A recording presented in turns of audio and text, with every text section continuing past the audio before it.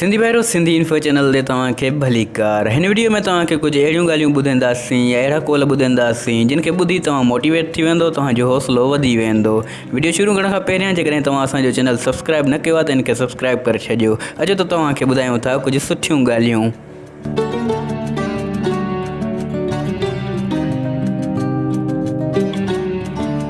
दोस्तों, मंज़िल चाहे केॾी बि वॾी छो न हुजे, रस्तो हमेशह पेरनि जे हेठां ई हूंदो आहे।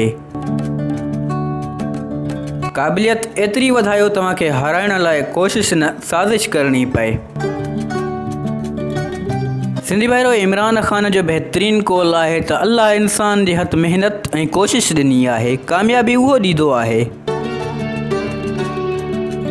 दोस्तो, पंहिंजे चहिरे ते दर्द तहरीर न करियो।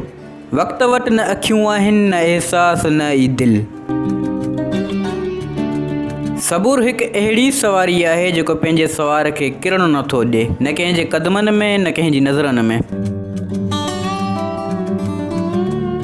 दोस्तो, जॾहिं तव्हांखे ख़बर पइजी वञे अल्लाह तव्हां सां गॾु आहे, पोइ इन चीज़ जो फ़र्क़ु नथो पए केरु तव्हांजे ख़िलाफ़ु आहे। आम माण्हुनि जूं उमीदां ऐं ख़्वाहिशूं हूंदियूं आहिनि, जॾहिं त कामयाब माण्हुनि जा मक़सद ऐं मनसूबा हूंदा आहिनि। मंज़िल जे अॻियां मंज़िल तलाश कर, मिली वञे दरिया त समुंड तलाश कर। दोस्तो, महिनत एतिरी ख़ामोशी सां करियो, कामयाबी शोर मचाए।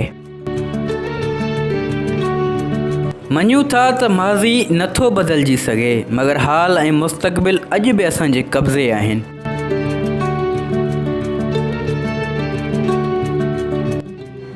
सिंधी भाइरो, उमेद आहे तव्हांजो हौसलो वधाइण लाइ असांजी नंढड़ी कोशिश तव्हांखे पसंदि आई हूंदी। जेकॾहिं वीडियो पसंदि आई आहे त इनखे लाइक कंदा, ऐं जेके दोस्त असांजे चैनल ते नवां आया आहियो, हिन वीडियो जे हेठां तव्हांखे ॻाढ़े कलर जो सब्सक्राइब जो बटन नज़र ईंदो, इनखे क्लिक करे असांजे चैनल खे सब्सक्राइब कयो। इन सां असांजी हर वीडियो तव्हांखे सभ खां पहिरियों मिलंदी। असां रोज़ानो दिलचस्प मालूमात ॾींदा रहंदा आहियूं।